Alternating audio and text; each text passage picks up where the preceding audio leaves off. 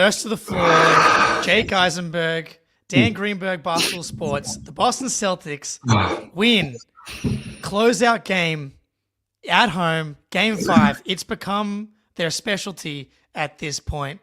Greeny, way better than losing game 5s at home, wouldn't you say? I like that. Damn. I like this because there was some inklings. I wouldn't say it was the same blueprint as the game 5 Atlanta Hawks game in Boston in 2023, but we know the feeling of being up 3-1 and what that means for the bigger picture.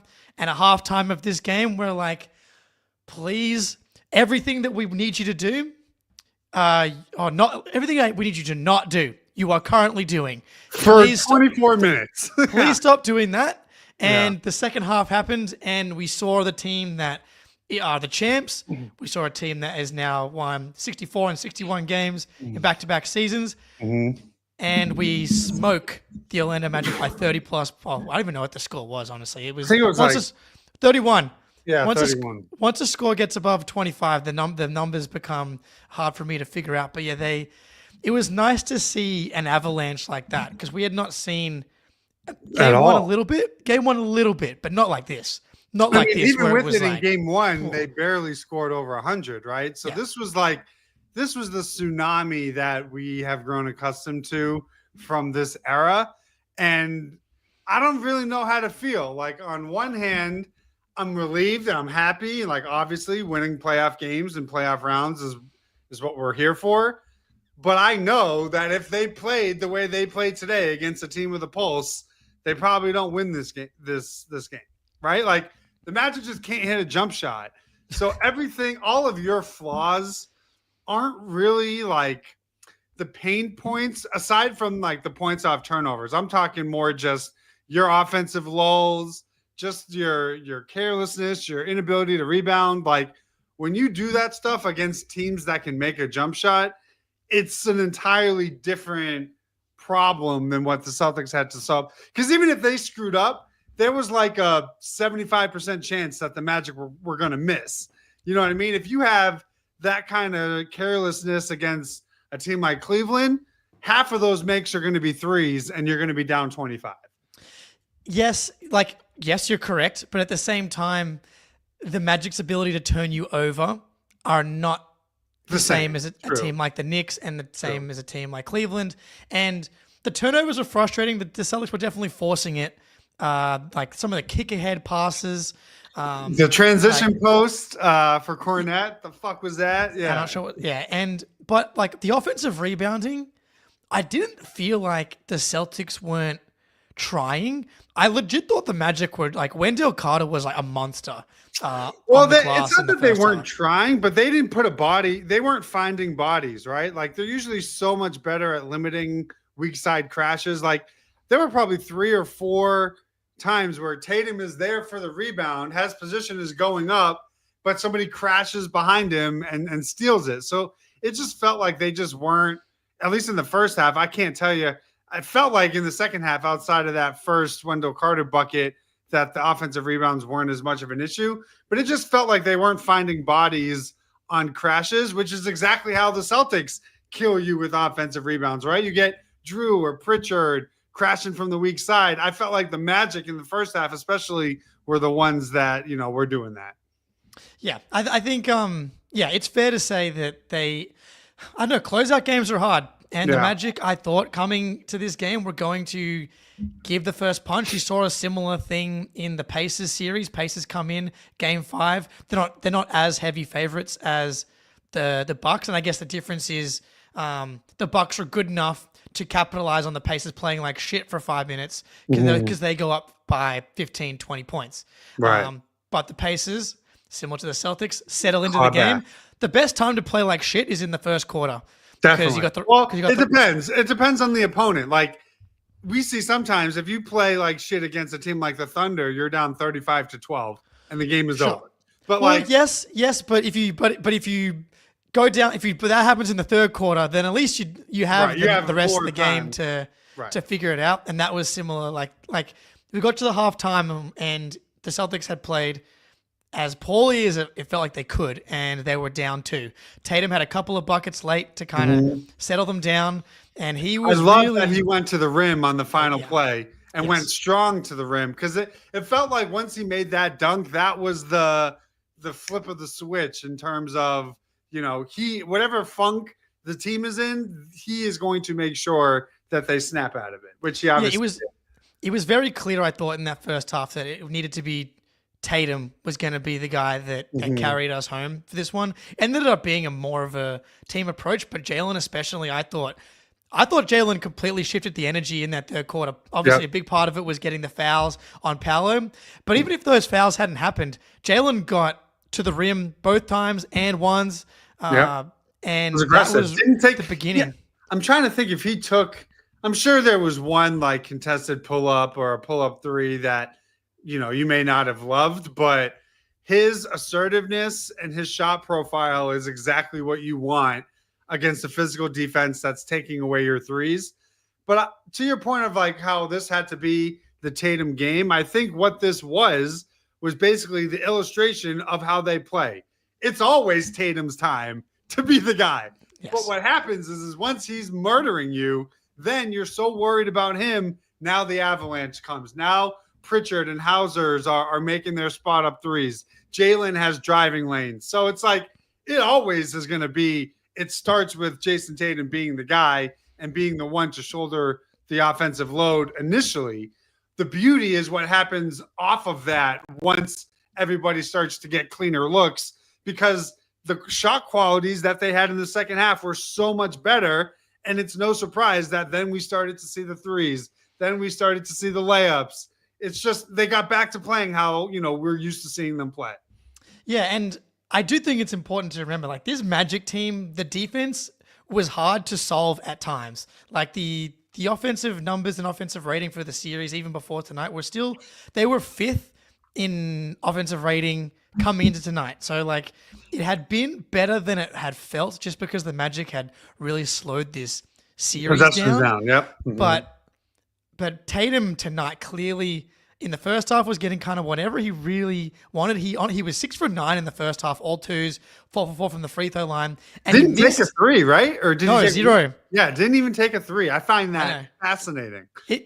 That's why, for all of the talk about how people get frustrated with some of the shot selection in the regular season, he changes his approach in the playoffs. He knows to lower the variance where he needs to, enforce his physicality and kind of take what the defense is giving him in that first half. Like, they're trying to limit those threes. Like, the Celtics took the fact they made 0 is crazy, but taking 6 threes was insane. The least amount of attempts that this Celtics team had taken since 2018. That's the Kyrie disaster season. Like, that's a lifetime ago, literally. Right. That was many era ago. Crazy. So that, like, he was taking what the defense was kind of giving him. He had the 6 assists, and that was like looking to be, getting the offense moving, finding some guys in the short roll. He was problem solving. I thought the defense maybe at it's hard to say at the highest level, but like for the entire game, it was like, I've solved the defense. My pull up, as soon as he hit that first pull up 3 in the third quarter, it was like, he's got it. The defense now starts to overreact. As soon as he has them like kind of contesting, or like he's able to like raise his head on the dribble and they're going for it, then it opens up the driving lane. Especially when it's someone like Goga who, he has a slow-footed center on him in those sort of on an island possessions. I mean, we've seen him win that battle, a million times this season. And honestly, this was a master class in how you control a playoff game. That's what I looked at this and I'm like, that's LeBron. That the way that he controlled the pace, the way that he controlled and was able to manipulate the defense and sort of have a counter to everything that they tried and threw at him, like he manipulated the defense and he dictated how this game went. And there are maybe 5 players on the planet who can do that at a high level. And you did it against the second best or third best defense in the league that is all focused on just making sure you don't beat them and you still find a way to beat them. Like, that's what LeBron did to me in game 6 in 2012. Like, it is. That's the type of player and the type of impact that we saw. Yeah, like coming out of the regular season, it was the 4 straight first team All-NBAs. and kind of a consensus with him being the fourth best player in the NBA, maybe 3 ahead of Giannis, depending on how you feel that day. And game 1, not like the best shooting game, but process-wise was fantastic. And now You're getting it all. Bro, he finishes the series again against the second best defense in the league, averaging 31, 11, and 5 on. I don't have the true shooting right here, but I'm pretty sure it's above 60%. And considering the first game of the series had him at like a 34% true shooting, he went 36, 37, 35 points per game to close the series. Like, that is as high level as it gets, guarding all the different positions and playmaking. Okay, and do you running want to know what it is? So Yeah. he finished with a 60.7% true shooting Ridiculous. on 30, Yeah. 11, and 5. You know, what more can you say? Yeah. It's like he's arguably been either the best or the second best player in the playoffs. I think that's easily. There's only 3 players who are averaging 30, 10, and 3, right? Him, Giannis, and Jokic, right? He's the only player in NBA history to have a 3-game stretch like we just witnessed. And he's the only Celtic since Bird to have 3 straight 35-point games in the playoffs for the Celtics. Like,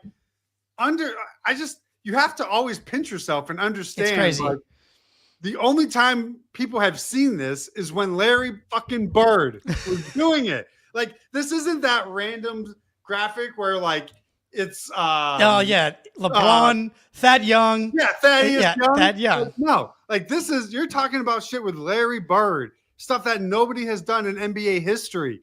Like, LeBron's played 290 playoff games. He's never had a stretch like this. Like, it's truly remarkable. 35 straight plus in 3 straight games against the second best defense in the league, able to play 40 plus minutes, guarding every position that he needs to. This is the last level, and this is the beginning of the peak. He's kind of been early prime, and it's like, okay, he's been getting the first team All NBAs, and the 3-ball. Like, maybe we have to actually thank the Magic a little bit for the wrist injury, because I'm pretty sure I told you it was going to be like Rookie of the Year. This is the plot of Rookie. He shot 80% from 3 in this game. That's Rookie of the Year. Like, that's Henry Rowan Gardner. Bro, he hasn't missed a free throw since he hurt his wrist, and that's on crazy volume. Thank you, hopefully KCP. You've seen that movie, and that's of course I know what you're talking about. Okay, I don't know what's going on in Australia. Baseball was my main sport growing up, and that movie was. I was like, should I just fall off this trampoline in hopes that maybe this is what fixes my arm? Either that, or you're going to shoot like 35 of 35 from the free throw line. So it's like either way, you're coming out on top. It's great movie, great reference. Thank you, KCP, for fixing Jason Tatum's jump shot. But yeah, man, the free throws are crazy. I think it's 35 straight free throws now. Sharman, I think I saw someone in the chat earlier had the record for 58.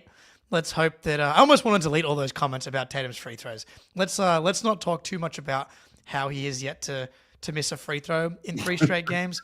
But another closeout game where he's been fantastic. And the last time he had a closeout game 5, he won the title. 31, 8, 11. Pretty fucking good. Closeout game in the Eastern Conference Finals, like 36, 38, 10. Yeah. Like, this dude is putting together some outrageous playoff stuff, and now you get out of this playoff series, and man, the day has gone great.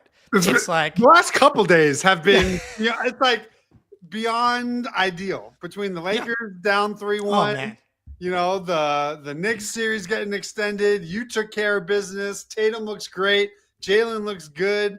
You didn't even get shit out of Porzingis, and it didn't matter. You didn't have Jrue Holiday, and it didn't matter. And you get extra rest. Like, you can't draw it up any better. Obviously a sweep would have been better, but I'll take anything that helps me push some agendas while knowing you still finished a series quickly.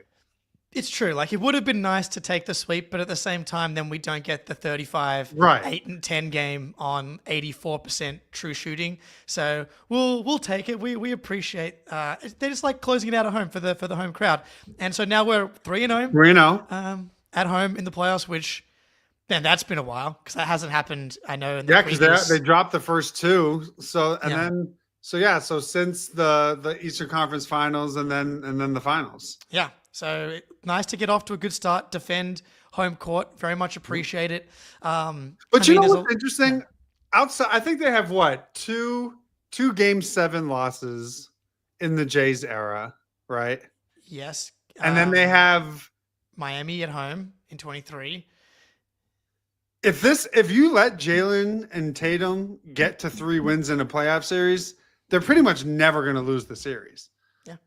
Right? Beating this team in a series is fucking hard, dude. Right. And it's been that way for 8 years. You can't even let them, if they get that third win, they're so good in their closeout opportunities. Like, I bet you they're well above 500 in their first opportunity in a closeout game. Like, up 3-1. How many times have they played a Game 6, over the last 2.5 years? Well, it's true because on that 22 run, it was like the opposite because they kept blowing the kill shot game, and so they had to win the back against the wall game, and then once they finally got to the closeout, then they've been fantastic. But even in the series that they lost, like the Sixers series, they lost that Game 5.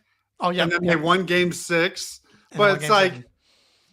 They just had to get to that third win. If you get this team into a Game 7, they're great.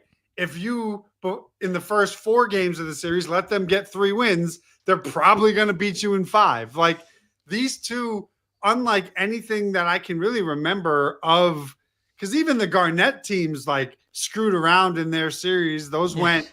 Did they even play a 5-game series during their entire run? So it's like, the Jays era, when they have an opportunity to kill, it's like 98% of the time they're going to kill you and win the series. Yeah, that's outrageous. Like I might be forgetting one, but it's like the only Eastern Conference Finals, Tatum's rookie year, up 3-2. Yep. Conference Finals. Prime LeBron James happens to be able to kind of hang on against rookie Jason Tatum. I don't feel too bad about that one. No, and then the Heat Game 7, because when they Tatum lost, ankle. Because when they lost against the Bucks, Jaylen obviously didn't play, but they lost that in 6. They didn't win 3 games in that series. Same thing against the Nets. They, didn't win 3 games in that series. So any series that they've won 3 games in, outside of 2, they've won. And they've won 18 or 19 playoff series together as a duo. That's pretty freaking insane. Pretty good. Pretty good. Yeah. Yeah, man. This team, the playoff experience on this team, when the Orlando Magic and Magic fans, there's been a lot of nonsense online, as there always is in the playoffs, which is all part of it. But them kind of saying we've been rattled, or people saying that we've been rattled. I know, Zach Lowe kind of said they rattled them. To be fair, there was one quarter. If you want to call that rattled, fine. They played like shit for a quarter. They kind of played like shit a little bit in the first half here, but this team has been through so many playoff games and so many playoff moments that they're able to regroup, and they're most likely going to win the series. And for them to lose, you have to be a really, really good team, catch some injury luck, but the floor is just so high. Right. And you've got the defensive even when versatility. They play poorly, their floor, they're a high floor, high ceiling team. Yeah. And to that point, it's I think it was after Game 4 when they asked Tatum about, it was tied 91, 4 minutes left. Right. What's going through your mind? He's like, we've been here. I knew we were going to come through. We're going to win. That's the playoffs, because they know what it's like to fail. It's not just, we've been here before and we've executed. They've also been there before and failed. So it's those are your battle scars that you need to go through, so that, you are now the Warriors, where when you're playing an up-and-coming scrappy team that's trying to make a name for themselves, you have the experience and the knowledge to punch back and to not wilt in tight moments. So again, it's while this was a struggle at times at different parts of the series, I'm always going to be in favor of needing this team to execute in high leverage situations and getting those reps in both at home and on the road. That is exactly what I want. Like, sure, it's great to see, the Cavs beat the Heat by 50 and they're never challenged. Well, they haven't answered the question of what happens when a team punches them in the mouth and they need to execute in a closed playoff game. They could do it. We don't know. On the Celtics side, it's like, okay, we now know even if we can't make and take threes, we can find ways to win even against elite defenses in high leverage situations. Yeah, look, after game 3, I was kind of wishing we were playing the Atlanta Hawks. But now that we're here, after game 5, I am grateful to some extent to have played the Magic. The Tatum wrist injury, we've covered it. He's now Steph Curry shooting the ball. And Drew's hamstring, that was not a physicality injury. No, that could have happened at any, because he's 34, Yeah. And the Jaylen thing, I think he's fine, and that he would have been the same regardless of who we played in this series. And so you get to go against a really physical defense and test your offensive execution against someone like this before you move on to the next round against hopefully the Knicks, maybe the Knicks. And you're in these this slugfest of a series where now you're kind of ready for a fight. I'm not sure how much they loved their guys getting pulled out of the air. I haven't seen Al Horford that upset really at anyone ever. But now that they've been through it, I think that the playoff switch is on. The mentality is there. It's like they're awake, right? Like they got punched. They took it on the chin. They punched back. Like they're not entering this next series of they don't know what it's like to be challenged, or if it's a physical defense like the Pistons. Great. If it's a team like the Knicks that they have matchup, well with, but you're going to have to win a different way, they feel ready for that because they, that's how they won the title. So this is sort of why I wanted Orlando, just because I knew you were going to have scoring lulls, but they couldn't make a jumper. So you could work on those things and get those reps and get comfortable with that high ball pressure, tough physical defense, and not have to worry about you haven't scored in 7.5 minutes. Like that you need to get – you can't do that in the next round, but for this round to get those reps in, I think is valuable. Yeah, and also you get to add a Paolo Banchero and a Franz Wagner notch to your belt, 2 guys who are rising stars in this league. Like you add – they, can remind you of the Celtics of years past, potentially. I'm not sure I see the same ceiling I definitely don't see the same ceiling for Paolo and Franz I do for Jaylen, but they were a test and they fought, man. Like I left that series more impressed with Franz than I was with Paolo, to be honest. If Franz can figure out how to get his 3-point shot back, this game was kind of hard to watch, honestly.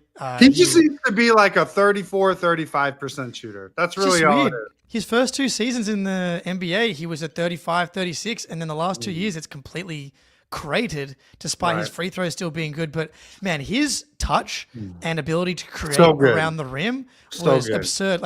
So that kind of into this next bit. Let's touch on Jaylen. Jaylen was fantastic tonight. Talked about how he kind of shifted the energy in that third quarter, getting downhill. How do you feel about him now? Big picture, physically, he ends the series kind of like 23, 24 points a game. He honestly did pretty well in this game. He wasn't actually part of the turnover problem. No, he only had 2, I think, right? Yeah, both. To be fair, after the first half, the whole team only had two turnovers, which is frustrating in itself, because it's like, I know you guys can fucking do this. There's a reason you guys were the second fewest turnovers in the NBA this season. Can you just be, as you say, be normal? Be normal. And some of them, it wasn't even the Magic physicality. It was just bad decision making and lazy passing. And it's like, you need to value the basketball in the postseason. So again, it didn't bite you against the Magic. It will bite you against a team that can make a jump shot. Because, they had 9 points off turnovers early. That was like half of their points. Yeah. But it's like, teams are going to bury you if you keep being that careless with it. Yeah, so Jaylen traded his free throw making ability with 3-point making ability today, 2 for 4 from 3. And I love the way that he took his threes as well. It swung One of them in the corner. He just rose up, shot it. He had a pull-up three. I forget whose face it was in. It was late in the game, but it was like deep, nothing but the bottom. Physically, he doesn't look like the way that he looked in game 2 or the way that he looked in the that inside-out dribble, two-handed dunk was pretty explosive. That made me feel good. That made me feel good. It's hard. Honestly, I'm finding it hard to get a true read on how close to 100% he is, because there's moments where he looks great, other moments where I'm like, I don't know. But then is that just like there are moments when Jaylen Brown doesn't look great? There's just sometimes the mistakes are quite loud. And so, but the production is the production. 23 points per game, guarding, rebounding, and again, big closeout game gives you 23 points on good efficiency. I feel good about either him figuring out how to deal with the knee thing, whatever it is. He's playing really good basketball. I would just say this: you can win a title with this version of Jaylen Brown, right? That was the biggest question heading into the playoffs. We don't know what version of Jaylen we can expect to see over 1 game, 2 game, 3 games, whatever it may be. Now that we've seen it, you give me mid-20s on good efficiency with low turnovers and good defense. That's it. That's what you need to do as a number 2. That's what he did in this series. I've really liked in the second half, in that third quarter, his decision-making to not force bad shots, dump it off to Luke, get easy baskets. They just felt more like the team we watched all year in the second half. And I think a lot of that is they didn't turn the ball over and they played smart. Fantastic. Jaylen Brown, Jason Tatum. It's nice to have those guys as the cornerstones of your franchise. Another 5-game series to add to their stats, their playoff totals, their wins, their points, their rebounds, their assists. They continue to climb up like some ridiculous, spots on the all-time list. Al Horford, solid as they come. Technically only made 1 3, but that means he must have had 3 on the line. 2 or 3 on the lines, yeah. Yeah, 3 on the lines. I'm not sure which, because he had 2 in the second half that were in the corner. I'm not sure which one it was, but he had the beautiful Tatum got downhill. It's one of my favorite plays of the game. End of the quarter, hits Al as the clock's winding down, and it just goes bink, bink, bink. And that's the basketball gods respecting Al Horford. That's all that is. Yeah, he approaches life the right way, and when you do that, you get rewarded in a shot like that, because that was part of I don't know if that was the first 3 or maybe it was like the second or third. I mean, they made like 5 in a row on 5 straight. It was crazy. Those were the ones that once those start going in, that's how you know you're on the cusp of, a third quarter 3-point bukkake. What do we always say? They are at their best when they just bludgeon you and you can't even look up because it's just raining down on you.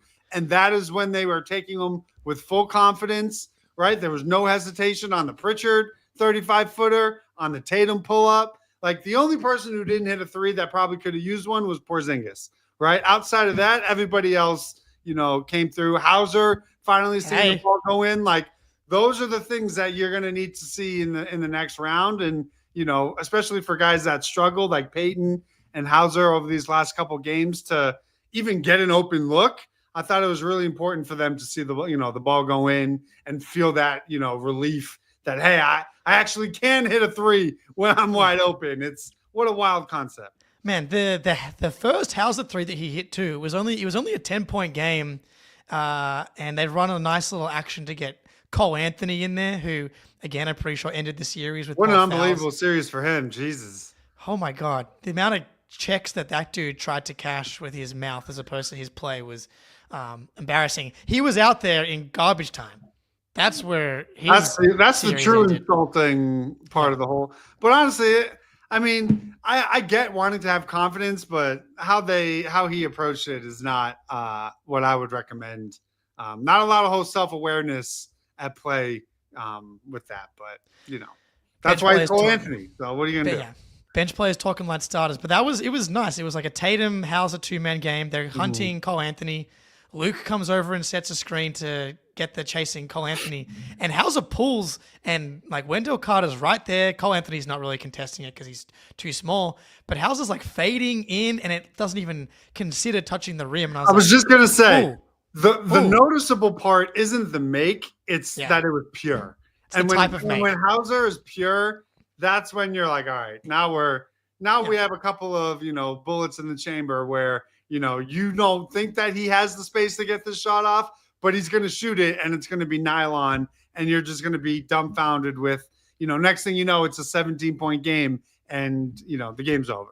There are a few types of threes that seem to like snap the net more than other types on the team. It's like a Hauser tightly contested one, just like when it snaps right through. A Tatum when he's starting to cook and hits a pull-up three with nothing but the net. Those snap pretty damn hard. Like a Derek White off a high screen, punish fourth quarter. Like that thing is just ripping apart the net. And then maybe Al Horford in the corner and it hits and then he gets to do the timeout celebration. Those tend to feel like some of the more violent net snaps that we can have on this team. But it was nice to see Hauser get back to that. And he had a nice pump and go, looking a little like Sam Melo. Baseline jumper, yep. I mean, that was his 2025 leap, I feel like, was attacking closeouts, being comfortable with that 8 to 10 foot pull-up jumper.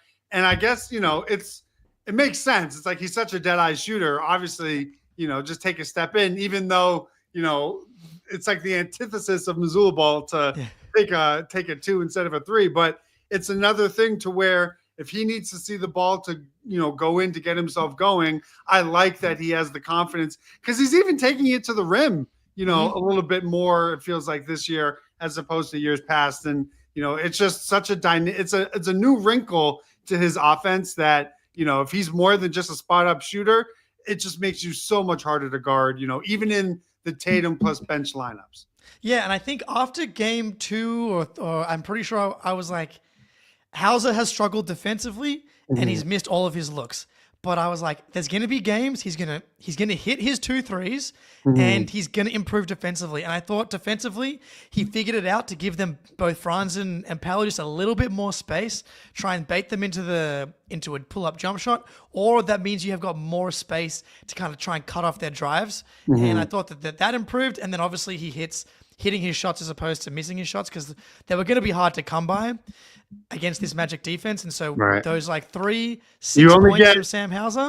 It's a tough role, right? It's very unforgiving to where, it's almost an unrealistic expectation to where like you have to be good in everything you do because you're only going to get 12 minutes a game and 3 or 4 shots at most. So it's like you can't go 0 for 4 or 1 for 4. Like you need to be able to keep that separation. And, it got dicey there for a while in the non-Paolo minutes. They really didn't separate until the final like 3.5 minutes of that quarter. So you're watching it. You're like, you need something to break the dam open. And it felt like his threes were the ones that helped propel them into that strong close. Yeah. And so he was great. And so good to see him get going. Pritchard, again, solid. I feel like the headline is his defense, but he did get going a little bit more offensively. He had a really nice drive on a close. Again, it kind of came off Tatum in the corner and it found Pritchard, and he just attacked off the manipulated defense and got straight to the rim for a layup. And then he hit his 2 big threes in the... I mean, he was only 19-point lead at that point, but he nailed him. Whatever. I mean, and Pritchard time. Like that's no, but the game's not over then, right? And so like whether it's 1, you want to try and push this thing out so Tatum only has to play 33 minutes, or 2, Hauser gets some confidence, Pritchard gets some confidence, going into the next matchup. So he was good, but defensively, it was Jrue Holiday. It's crazy. He gave you what stole some needed. Of True, yeah. Right, like what you normally get from Jrue Holiday, you were able to get with Peyton Pritchard, and that is just it's going to take my brain a little while to understand how that's possible because he's going up against Paolo and Franz in isolation with no help, and he's holding his own, just like we see with Jrue Holiday. His ball pressure, he's guarding 94 feet. He's not being a pushover. He's going over screens and fighting through them and chasing guys. So they can't pull up for a pull-up 3. It was literally as, the Jrue Holiday blueprint in a 5'9" body. It was tremendous. Like if you knew that Jrue Holiday was going to miss 3 of the 5 games this year, he's like, oh man, that's going to be a tough ask for Pritchard because he's going to have to play more with Jrue Holiday out. Or does that mean you're going to have to load Tatum up to 45 minutes or Jaylen, who's got a sore knee, up to 45 minutes, or Al Horford? It's like, No, Peyton Pritchard actually can give you. He held it. I don't know what percentage I want to give him of Drew Holiday's defense in the 70, 80%, but he was guarding Franz better than Kristaps Porzingis was, and it wasn't particularly close. Pella didn't really want to see Pritchard. He was like, oh, bro, every time I catch the ball, Pritchard pushes me out 3 to 4 foot, and I've got to work, dribble, and then there's like help. He made everything really difficult, and like for the bigger picture of the playoff rotation, even bigger picture about how like Pritchard could feel a potential Drew Holiday-sized hole as we look to the future of the roster. It's like, man, it's a great development. You got to credit like just his mentality for being able to do it. And I think what made me feel like we were watching a little miniature Drew was just the way that Pritchard's able to use his leverage, right? Like he's a meatball of a dude, right? He's thick. he's not a flimsy little skinny point guard. So the way that he's able to get a wide base and just absorb the contact and provide resistance on those post-ups, like he's taking 2 or 3 body blows before they were going into their shot. That's what reminded me of how Drew defends those bigger players, to where he's got a wide base, he uses his leverage, he gets in the airspace, and he provides that initial resistance. I mean, it's just unbelievable that he's able to do it in such a small frame. And it was almost like Corey Joseph was doing that to Porzingis. It was like a really weird series of point guards dominating their switches, which is like not what should be happening, with the quality of offensive talent that was in those offensive possessions. But every guard in this series, I felt like dominated their post-up switches. It's bizarre. They really did. Yeah. Coming to the series, the Magic are thinking when Pritchard's on the court, we have to win those matchups, hunt that guy. And coming to the series, I was like, the Magic going to switch everything. We're going to get Corey Joseph in switches, and we're going to be the most efficient post player in the NBA as we have been for the past 2 seasons for Kristaps Porzingis. I don't think he won a single switch. He won one today, I think. One against, was it Anthony Black or was it Cole Anthony? Okay, let me revise. He didn't win a single switch against Corey Joseph this entire series. It's not good yet. That's shocking to me because he is so good. And these are shots from 4 feet away. So it's just, I don't know. It's like you survive. What have we talked about? It's like KP's played 8 or 9 games as a Celtic in the playoffs, and he's been good for 2.5, 3, maybe. It's bizarre that they're, able to maintain this level while not getting anything from a guy who's like, you were supposed to be the playoff third option. And you also didn't even get that much from Derek White, offensively today. Derek White, we didn't get too much from him offensively, but he's been so fucking good in the series. Like coming into tonight, he was averaging 25 and 5 on like 66% true shooting. So he's been just consistently awesome. Actually wrote about for Celtics blog how coming into tonight, he'd been sneaky fantastic, had 18, 7 and 7 in game 4. He's been great. KP though, the one thing I'll say about Kristaps is it's his first playoff series as a Celtic that he got out of healthy. So hold on, take a second. Knock on all the wood around you, like so we'll give it. So that's good. On the other hand, he was outplayed by Luke Cornett, I thought, pretty easily today. But Luke was due for a bounce back game, given how so was KP. Unplayable he was that time. KP was kind of due for a bit of more of a bounce back, I guess. Well, his can come in the next round. His due game will come, with a 30 ball against the Knicks. Yeah, now that we got out of the series in 5, I'm happy to save up the 30 balls for the next couple of series. I just hope that they're going to be there. It was, again, disappointing that, I don't know. So I got a notification from ESPN after the series ended, and it was like, Baxter Holmes, did the Magic create the blueprint to slow down the Celtics? Didn't we hear that about like have the Lakers solve the Nuggets or some shit? Isn't that just what everybody says? Yeah. It's like, so what's the blueprint to lose in 5? Is that the idea? But it's also not a new idea that to beat the Celtics, you need tough perimeter defense with length. You need to be able to switch point of attack defense. Like that's not a new secret. No. Brad Stevens told you that was the secret when he traded for Porzingis. So it's like, It's not that the secret is out. It's who has the talent and the roster construction to do that consistently over a 7-game series. Like the way to beat the Celtics is not some mystery. It's just nobody can do it 4 out of 7 times. Yeah, the secret was not a secret at all. We saw teams doing it in the 2022 run with the Bucks, and Drew Holiday, and the Heat, switching Bam and Jimmy and getting those guys under them, and then the Warriors. And one, you trade for KP, but two, Jaylen and Jason have gotten like worlds better at punishing mismatches and taking care of the ball.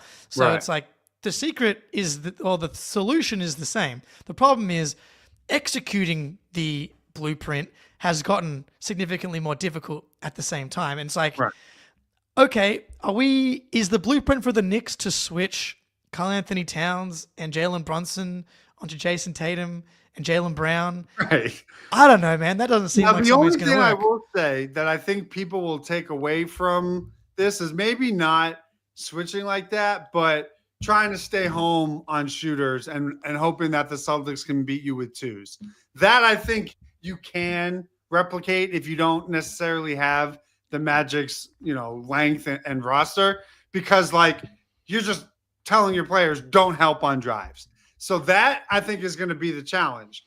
But at the same time, it's really hard over a 7-game series to say we're just going to let Jason Tatum and Jaylen Brown get to the rim with ease. Like that doesn't seem like a smart decision. And eventually you will crack. The Magic cracked today. You will give up the threes. And when you do, it's not going to, work out well for you. But it's like, guard the three, turn the Celtics over, and, try to get them to beat you with twos. That has been the playoff formula for 5 years now. So, it's a nice headline, but they didn't show the league anything that the league already didn't know. No, the Cavs did this to the Celtics all year long in most of the matchups. And we saw Tatum going at Garland and Mobley and Jared Allen. The difference with them is that they have the offense to kind of out firepower you on the other end. Because if you have a defensive hole like Cleveland, where you have and I would even say the same thing is true of the Knicks, right? The only thing you can do to counter that is to have elite shot making, right? It's the teams that have a weakness like that you can target who also can't hit a jumper. I mean, we just saw it with the Heat. We saw it again here with the Magic. Like, if you are a roster that doesn't have that shot making capability, that's going to be a problem for you. Then you have teams on the other end of the spectrum like OKC where they have no holes to attack like the Celtics, and they also have shot making. So it's like not every team is going to be OKC, Boston, Orlando defensively. The ones that can hang with you are the teams that can match you shot for shot. Well, it's like the Pacers last season. Right. It was like, They're okay, a great example of it. Doesn't matter how many you score. We're so fucking good offensively that we can kind of keep up. It's just the Celtics overall, especially once it really slowed down in crunch time, that's when they're kind of able to get over the hump, especially against like a bit of a younger team like the Pacers. But the reality is, if you want to beat the Celtics, you kind of just have to be fucking really good. Like, you got to be the Cavs or the Thunder. And it's not 4 times. You can't just be good once. You got to be good 4 times because they're going to be good more often than not 4 out of 7 times. So, you're going to get the 1 out of every 5-game stinker. I mean, that's just this team's identity for the last 3 years. They play 800 basketball. They win 4 out of 5. That's true. Exactly. And that's a great point, is that this team doesn't go on losing streaks, which is why it's so hard to, like, if you're down in a series, to beat them. Because like if you're down a game against this Celtics team, it's like, well, even if you get one, the chance of you going on a multi-game winning streak against this team in the playoffs, right? You basically have to be the first team to win 2 in a row. Yeah. If you are not the first, if you're not the first one in the series with the Celtics to win, if you let them win 2 in a row before you, they just don't lose enough when they play to make up for that. So it's always like, think of the series they lost. Miami were the first to win 2 in a row. The Warriors in the finals were the first to win 2 in a row. Like it's not, rocket science. I mean, it's not some groundbreaking, revelation of playoff basketball. It's just they win at such a high rate. You cannot let them build a 2-0 lead or, get a 2-1 lead going back home, whatever it is. Like, you need to be the one that wins 2 in a row first. Yeah, it's a tricky equation to beat the old Boston Celtics, especially the last 2 years, but really over the past. I mean, they're 20-4. Yeah. They're 20-4 in their last 24 playoff games. They've won 5 straight playoff series. It's pretty good. Speaking of, I guess maybe bigger picture before we get out of here. So the Knicks finally lose one of the games they're supposed to lose. It felt like, so now it's 3-2. I'll ask you. My heart hurts. They should be up 3-2 in that series. Yeah. Well, I feel bad for Detroit almost. It's like now they go back to Detroit, and now it's like, are they going to now lose the heartbreaker? So they've lost 3 games. 2 of them have been at home. Is the 4th one going to be at home as well? I hope it's not. Like, can they give the home fans one playoff win in a decade? The 2 wins being in MSG. So more than that, right? It's like a decade and a half. It's ever since they played. Oh my God, yeah, 2008. Since the conference finals in 28. It's like it's closer to 2 decades than 1 decade, which is we've been having a different experience here in Boston, which we're grateful for.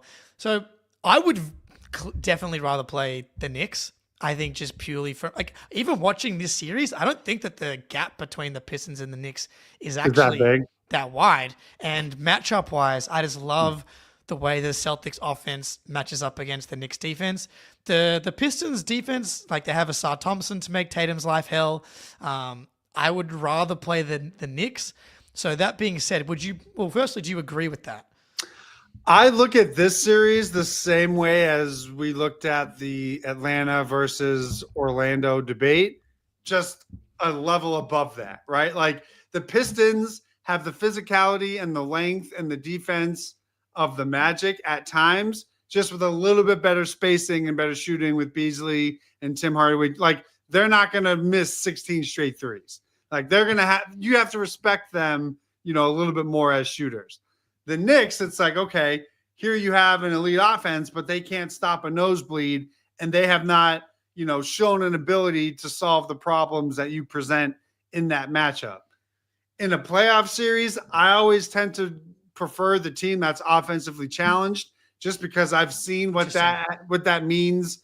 I mean, the Celtics have lost playoff series where they just couldn't score, and I just think they'll be able to get enough against, because Dennis Schroeder you can attack. You have guys Hardaway, Beasley you can attack. Like, there's more seals on the Pistons with a worse offense, as opposed to, Jalen Brunson can take over a game. Cat is shooting the ball like crazy right now. I just think there's more ways for the Knicks to potentially hurt you. But, I mean, obviously, it should be a 5-game series no matter who you play.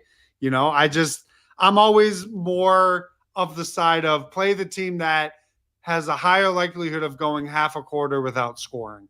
And that's probably Detroit.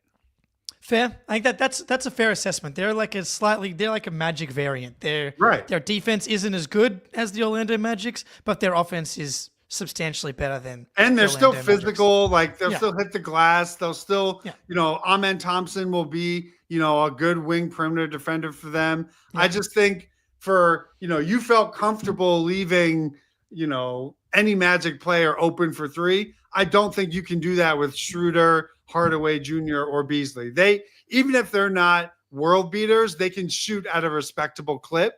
And the difference between a respectable shooter and the Magic is like, it's not even in the same, galaxy. So they have more ways to beat you than the Magic do. But I think they want to play a game in the 90s, 100s. The Knicks want to play a game in the 120s.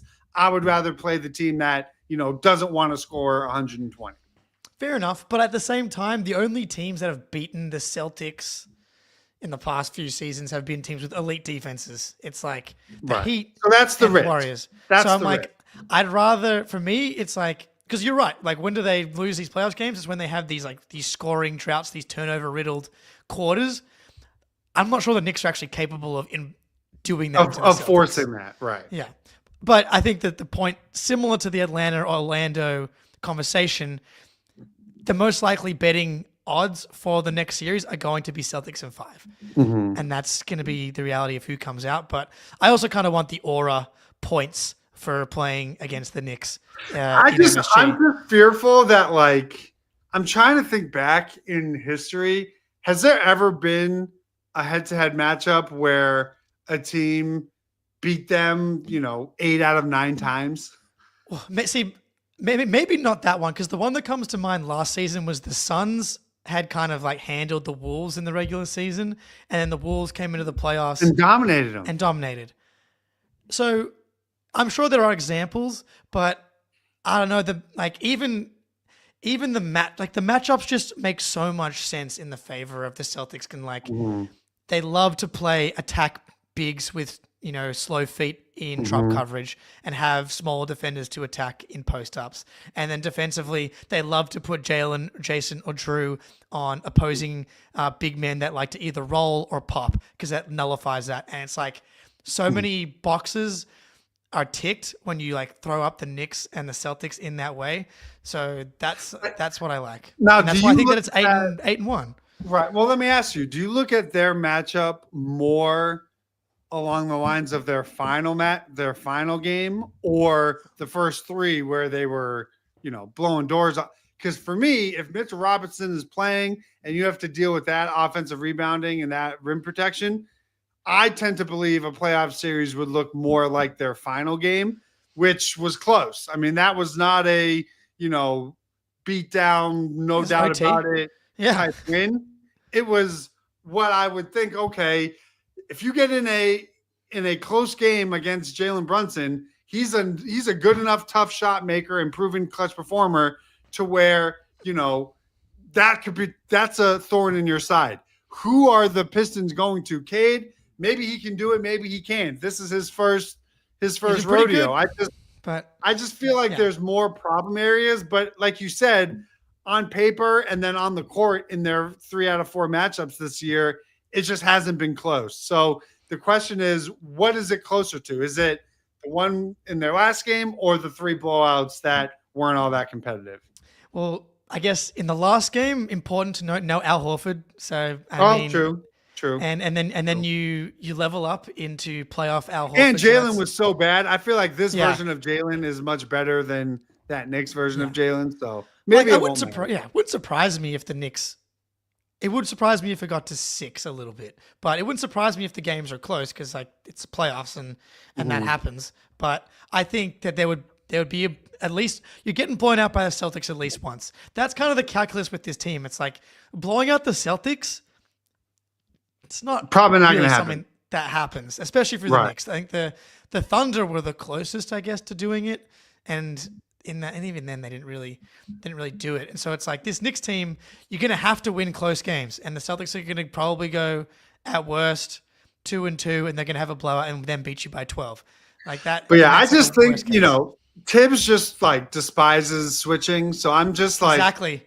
So maybe I prefer that just for the sheer scheme difference of it's much easier to score on cat and drop than it might be to have Tatum switched onto Cade. Like that's just a tougher, reality. So maybe you have something to that, just in terms of like, I cannot imagine Thibodeau is going to reverse everything he believes in his defensive philosophy in a series like that. So, but I just think it's more about, if the Celtics just play to their ceiling, it's into their potential and their standard, it doesn't matter. Yeah. And even thinking about it, I wouldn't hate seeing old friend Tobias Harris in the TD Garden again. He's been pretty good to us over the years. And Schroeder will probably have a moment where he'll shoot him out of a game. I don't know. They're like not ready. Next level up. They're like the Orlando Magic that had their spinach, and they're just like leveling up. They're just that next level of pesky, annoying, young and up and coming teams. Yeah, I think whoever comes out will be good. Hopefully it goes to 7, whichever way it does go. But Greeny, Celtics in 5. 4 My down. prediction was slightly off. Yeah, true. We had 12 more to go. 12 more to go. Did you said 4? You thought they were going to? I said 4. I feel good. If not for like the worst quarter of basketball I've ever seen, they lost that game by 2. I'm just more relieved that they, I always like to give a team a benefit of a doubt. Like, you'll win one of your home games in most cases, or the Celtics will have a fresh. I just think sweeps are really, really hard, and you should never treat them as like the standard. Like, if you get one, it's like, seeing a leprechaun. So in that aspect, I'm just relieved that they took care of their first closeout opportunity and Absolutely. They didn't extend it. Like that, you can stomach. You won one game at home. Congratulations. You had a great 24 hours on Twitter. Like, bravo. But like in the big scheme of things, this was get out quick, get out healthy, and get rest. Yeah, so, look, the Magic won. The Magic winning the game where they're down 2-0 at home, that's just what happens in the playoffs. If KP doesn't have his worst game of the year, plus all those turnovers in that quarter, that's really the difference between a sweep or not. But, winning in 5 is just as good. It doesn't matter. It doesn't matter. You came out healthy. You did what you were supposed to do. You won at home. Your best player is playing the best basketball of any player in the entire playoff field. Joe Mazzulla is adjusting to winning games by not making threes in an entire half. Like, what are you going to say about him now? He's answered every freaking question. He's not just a 3-point merchant. You know what I mean? So it's like, for us in this moment in time, it's cloud 9. Lakers are probably getting bounced tomorrow. Like, life is good. Life is good. Even Torrey Craig and Baylor Shireman are hitting threes at home in the Garden tonight. Exactly.